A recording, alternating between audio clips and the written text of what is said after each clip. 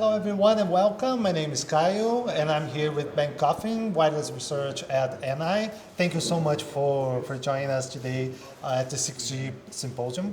I wanted to first ask you about you and what you do at NI, who you are, your role there. Yeah, absolutely. First of all, thanks, Kyle, for having me on this. I'm the global business manager for wireless research at NI. My focus is pushing forward our products and our strategy around enabling cutting-edge wireless research technology. So a lot of that means the software-defined radio world. There's a long history of software-defined radio at NI. There's a company called Edis Research that we acquired back in 2010 that had the programmable radio devices that can sort of have a variety of personality depending on how you program them. You can make them a Wi-Fi device, or you can make them a 4G or a 5G device. And that technology was integral in getting from 4G to 5G. So if you look at, I think, a lot of the research that happened traversing from 4G to 5G, you'll see that the software-defined radio is sort of all over that, whether that's early explorations into MIMO and being able to prototype MIMO systems. So we set a lot of world records on data throughput with MIMO with these systems, being able to jump into millimeter wave, prototype and evaluate how the millimeter wave channel responded, actually being able to build millimeter wave networks in those early days, and then going into sort of taking that up to scalable places where you can actually look at the power platforms in the US here and seeing deployed real full-scale networks on software-defined radio.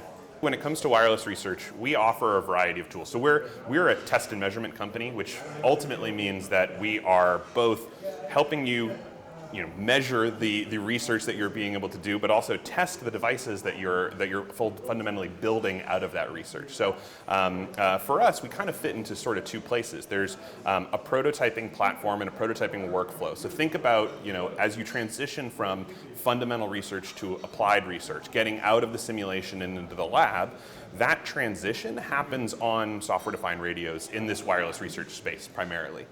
If you think then about, hey, well, okay, I've benchmarked an algorithm, I've put an algorithm on my device.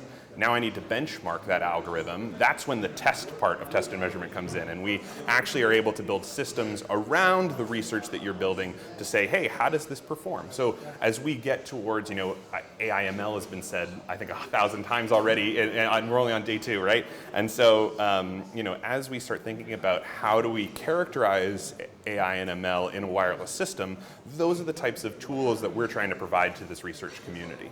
I imagine some of the topics you mentioned, you are already addressing it. So my question is, what's your team working on right now in terms of research and development? I'll give a shout out. We have a fantastic R&D facility in Dresden, Germany. And those guys have been spending a lot of time over the past few years really delving into what's needed for the wireless communication space as these new 6G technologies kind of get set up. And so some of that is, joint communications and sensing in that world of what waveforms are needed. The software-defined radio is a great multi-waveform, sort of multi-physical layer platform. They're evaluating sort of what do we need in terms of tooling to be able to characterize, a radar signal and a comm signal simultaneously. From the AI/ML side, they've spent a lot of time looking at how do we capture data from these systems, right? How do you go into the RF channel and pull out the data you need to train these AI and ML systems, and then also inserting AI and ML into the wireless network. So we have, you can build your own open 5G network with some of the open stacks that exist, and they can run on these software-defined radios. The team in Dresden has been testing how do we insert machine learning in the middle of that and then characterize it, understand, hey, how does this, we've been doing some work on a neural receiver, how does that perform? And by extension, trying to understand where do we need to have tools to test that neural receiver as it becomes more mature. So we've been spending a lot of time, building up some of these new capabilities, and we're now investing, I think, really heavily. I think one of the most exciting things about where the company is going now is we're investing in more software-defined radio products, more tools to this community, and better interfaces and software experiences to be able to use these tools more effectively, so we can be just as valuable in 5G to 6G as we were from 4G to 5G. You mentioned software-defined radios a few times. Would you mind delving into what they are, why they're important? Absolutely, yeah. So at the end of the day, a software-defined radio, as its name sort of implies, is a generic radio platform whose personality can be defined by a software API. So, that can be, just sort of an RF front end that you can change the frequency and the bandwidth, and maybe you can change your modulation scheme. But it can get even more complex than that, where you can integrate processing as a part of that. So having FPGA processing on board of the device, so you can do real-time digital signal processing on your signals. Talking into the GPU space, as that becomes a very, very powerful compute platform. The software-defined radio is your interface to the real world. We've heard a lot at this symposium about the role of software and cloud and AI in the RAN.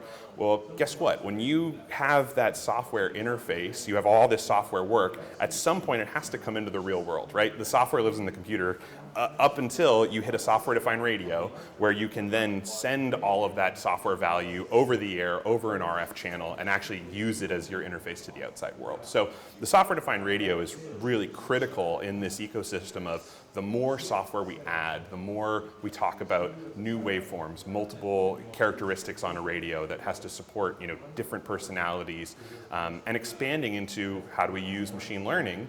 Software-defined radio really is a technology that has been ready for this workflow for through the 4G era into the 6G era, and is primed and ready for more software workflow. And what's the overlap between software-defined radios and 6G? How can they work together? I see it from a couple of different ways. I think conceptually, the software-defined radio has an open and programmable API. It has capabilities to modify and control the radio. As we talk about all of these new vertical spaces that we want to enable, built off the back of 5G, right? So that could be joint communications and sensing. That could be non-terrestrial networks. That could be all this spectrum sharing capability. I mean, we've talked a lot today and yesterday about how do we best utilize spectrum. The software-defined radio as a programmable sort of system to test and prototype these technologies, that's super critical in being able to identify, hey, how do we actually take two radios and have them interfere with each other, or potentially coexist with each other, and being able to prototype those technologies with software-defined radio is really how you validate and prove that these technologies are going to be useful. And I think there's a through line of machine learning through all of that, where we want to look at what can the radio layer do when equipped with machine learning. What happens when we have intelligent software-defined radios, right? And so there's a lot of exploration that's still got to be done, whether we're talking about in the physical layer or at the network at large, on how we actually deploy ML, and software-defined radio is a great opportunity for that.